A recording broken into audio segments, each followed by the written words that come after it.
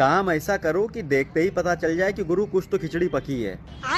अब इस समय अभिमुक्तेश्वरानंद का जो मुद्दा उछला हुआ है उसके ऊपर लोग प्रशासन और योगी सरकार को 4 बातें सुना रहे हैं कि एक साधु के साथ अभद्रता की गई, बदतमीजी की गई।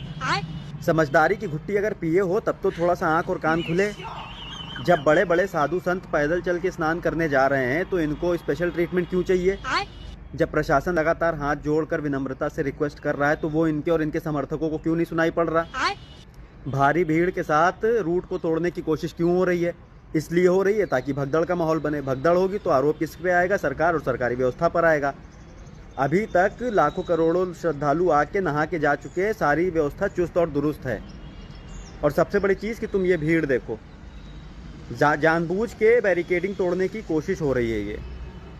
इसके अलावा एक वीडियो और देखो कि पहले भीड़ नॉर्मल है लेकिन एक इशारे के बाद भीड़ जो है वो एग्रेसिव हो जाती है अचानक से।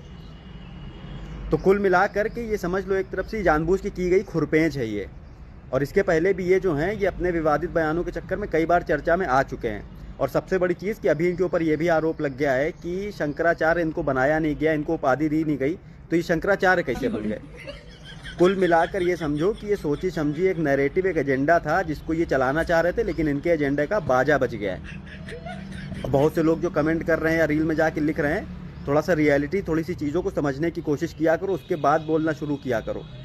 ये किस तरह से स्टेप बाय स्टेप चीज़ें हो रही थी सिर्फ इस वजह से कि जो माघ मेला बड़ा सुकून से जा रहा है ना, इसमें कुछ खुरपेंच हो जाए। ये भी आरोप है कि इसके पहले इन्होंने कई पॉलिटिशियन और इन लोगों से भी मुलाकात की है।